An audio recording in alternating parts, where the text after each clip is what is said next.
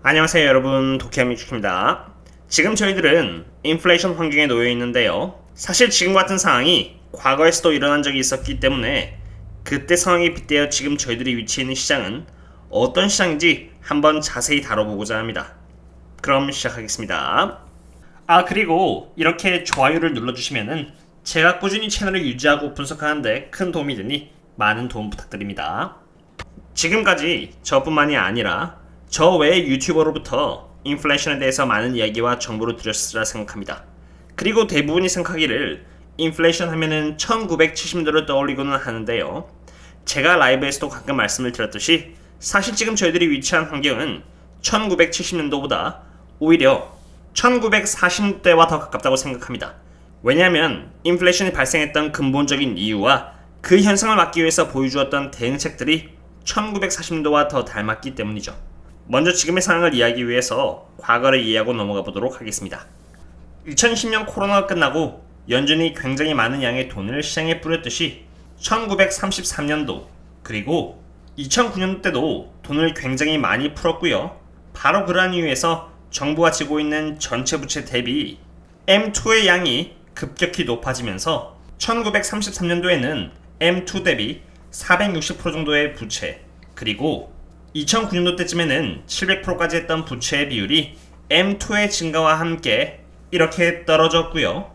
거기다 더해 저희들이 지금 위치해 있는 환경이었던 2020년도와 비슷하게 정부에서 제로금리 정책을 고수하면서 부채에 대한 부담 이자 또한 적어지면서 자산에 대한 디밸류에이션이 이렇게 가속화되었습니다. 코로나 이후의 상황과 너무나 닮았죠. 그런데 얼마 지나지 않아 세계 2차 대전 전쟁이 터지면서 정부는 들어오는 세금 대비해서 더 많은 돈을 빌리기 시작했고, 그 부분을 참고로 Federal Deficit이라고 합니다. 전쟁으로 인한 수요와 공급의 불균형, 그리고 전쟁을 위해 재정 정책을 확대하면서 통화의 가치가 줄어들었고, 이것은 반대로 물가 상승을 초래하게 되었습니다. 여기 보시면은 1941년도부터 1945년도까지 미국 정책으로 사용된 돈은 321빌리언 달러인데요. 1789년도부터 1941년이라는 기간 동안 짜여진 재정정책의 2배 규모였습니다. 너무나 많은 돈이 시장에 풀어지면서 이렇게 자산의 가치가 하락을 하였고요. 전쟁은 더더욱 수요와 공급의 불균형을 초래하면서 인플레이션은 이렇게 높아지게 된 것이죠. 마치 지금처럼요. 그리고 연준은 이제 인플레이션을 막고자 금리를 올리기 시작하면서 부채는 GDP 대비해서 400%에서 800%나 높아지게 됩니다. 결과치를 보시면요. 인플레이션은 결국 이렇게 굉장히 높은 수치를 기록하게 됩니다. The Great Inflation이라 불리웠던 1970년도 대비해서 더 높은 인플레이션을 기록한 것이죠. 1970년도의 인플레이션은 14% 전후를 왔다 갔다 했지만 참고로 1940년도에서 1945년도의 인플레이션은 14%를 훌쩍 뛰어넘어 17%까지 올라갔다는 것을 볼 수 있었습니다. 이때 당시에도 연준은 당연히 물가를 안정시키기 위해서 많은 노력을 했겠지만 왜 막지를 못했을까요? 그것은 바로 GDP 대비 높은 부채 비율입니다. 미국 정부가 지고 있는 부채가 그때 당시 너무나 많았기 때문에 연준은 1970년대와는 달리 급격하게 금리를 높이지 못했고 인플레이션은 더더욱 활기를 시게 된 것입니다. 참고로 지금 현재 GDP 대비 미국의 부채 비율은 370%로 굉장히 높은 편이라는 것을 이렇게 볼 수 있습니다. 바로 그러한 이유에서 지금 연준은 딜레마에 빠져 있다고 생각됩니다. 만약 연준이 1970년대 폴 볼커가 인플레이션을 막았었을 때처럼 금리 인상을 이처럼 세게 감행하게 된다면은 이미 GDP 대비 235% 이상의 부채를 지고 있는 프라이빗 섹터, 즉 기업들을 시작으로 파산에 이르게 될 것이고 파산은 다시 공급을 억제할 것이기 때문에 인플레이션이 막아지기는커녕 부작용을 일으켜 더 가속화시킬 수 있습니다. 참고로 1970년부터 1980년까지 GDP 대비 미국의 부채는 100에서 160% 정도의 수준으로 그렇게 많은 편이 아니었으며 1980년대 돈의 공급이 많아졌던 이유는 커머셜 은행들의 무작위 대출에 의한 것이 주 원인이었습니다. 폴 볼커는 금리를 급격하게 올림으로써 재정 정책을 긴축으로 바꾸어 은행 대출을 줄였고요. 이로 인해 돈의 공급이 줄게 되어 인플레이션을 막을 수 있었던 것이죠. 그런데 오늘날은 1970년도와는 좀 다릅니다. 돈의 공급이 은행에서 온 게 아니라 1930년대부터 1940년대와 같이 재정 정책에서 오게 된 것이며 물가의 상승은 강한 수요에서 온 게 아니라 수요 대비 공급 부족 현상에서 온 것입니다. 인플레이션의 대부분은 에너지가 차지하고 있는데요.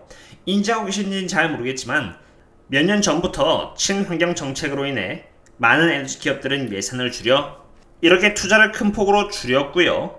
이로 인해서 적어도 4년에서 6년 동안은 원유 생산, 가스 생산, refineries, 파이프라인, LNG 터미널, electrical grid, 심지어 원전까지도 투자가 거의 없었다고 해도 과언이 아니었습니다. 이렇게 공급이 부족한 상태에서 러시아와 우크라이나 사이에서 전쟁이 터지면서 더더욱 에너지에 대한 공급은 줄어들게 된 것이죠.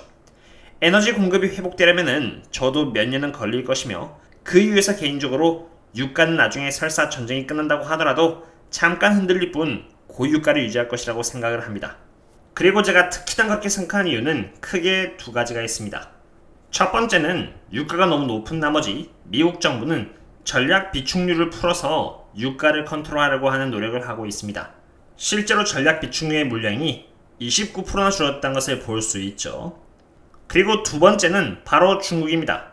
중국은 최근까지만 해도 제로 코로나 정책과 함께 락다운을 했는데 보시는 것처럼 락다운으로 인해서 중국의 비행이 과거 코로나가 발발했을 때만큼 줄어들었다는 것을 볼 수 있습니다. 참고로 비행기가 적게 뜬다는 것은 원유에 대한 수요가 그만큼 많이 줄어든다는 것을 의미합니다. 왜냐하면 비행기가 정말 많은 원유를 소비하기 때문입니다. 미국 정부가 비축률을 풀어 공급을 늘렸고요. 그와 동시에 중국 정부가 최근까지 락다운을 하여서 원유의 수요를 억제시켰음에도 불구하고 WTI 유가는 여전히 108달러라는 고유가를 유지하고 있습니다. 이것은 얼마나 공급은 공급대로 지금 부족하다는 것을 보여주고 있는 부분입니다.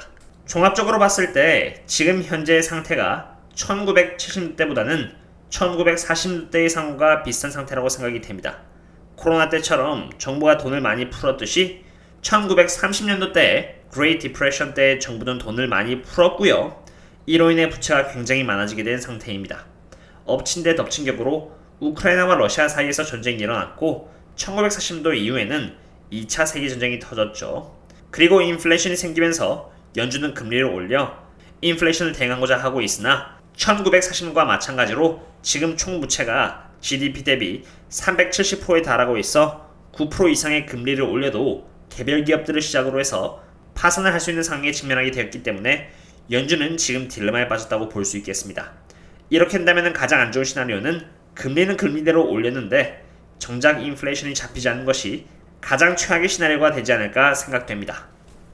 지금의 상황을 1940년도와 빗대어서 알아보니 너무 안 좋은 상황만 보이게 되는 것 같아 정말 아쉽습니다. 그러나 그렇다고 해서 보유하고 있는 자산을 모두 팔고 도망쳐야 할 필요는 없다고 생각합니다. 그렇게 안 좋은 상황에 처했던 1940년대 주가도 다우지수 기준으로 46%까지 하락하고 전쟁이 끝나면서 크게 회복을 해주었기 때문입니다. 저는 개인적으로 이러한 장세 속에서 정말 저평가 기업 몇몇 개만을 대상으로 대응을 하되 예전부터 말씀드려왔던 원유주의자 8% 배당주 역할을 하는 에너지 트랜스퍼 그리고 15%의 고배당을 주는 칼 아이칸이 운영하는 기업 IEP에다가 돈을 파킹해두어 16%라는 고배당을 받으면서 이 시기를 버텨나갈 계획입니다. 여기 보시는 것처럼 칼 아이칸이 투자하고 있는 기업들 또한 대부분이 에너지 기업인지라 크게 걱정이 되지 않습니다. 그리고 칼 아이칸 기업은 배당주이지 시세 차익을 기대할 수 있는 기업이 아니라는 것을 한 번 더 말씀드리며 오늘의 분석을 끝마치도록 하겠습니다. 참고로 칼 아이칸 기업인 IEP에 대해서 궁금하신 분들이 있으시다면 영상 마지막 부분에 제가 몇 달 전에 만들어 두었던 칼 아이칸 영상을 링크해 두겠으니 참고하신다면 안전한 투자에 도움이 되리라 생각합니다. 조금만 더 추가로 말씀드리자면 칼 아이칸 기업에 투자를 하여 배당을 받아 먹다가 계속 상황을 지켜보면서 제가 원했던 기업의 주가가 너무나 저평가가 된다면 그때 칼 아이칸의 주식을 조금 팔아 대응을 할 계획입니다. 왜냐하면 고배당주는 배당을 멈추지 않는 이상은 그렇게 주가가 심하게 빠지지도 않을 뿐더러 배당금 때문에 그렇게 손해를 입을 일도 거의 없기 때문입니다. 오늘의 분석은 여기까지 하도록 하고요. 그럼 다음에 또 다른 분석과 함께 찾아뵙도록 하겠습니다. 그럼 다음에 또 만나요. See you later.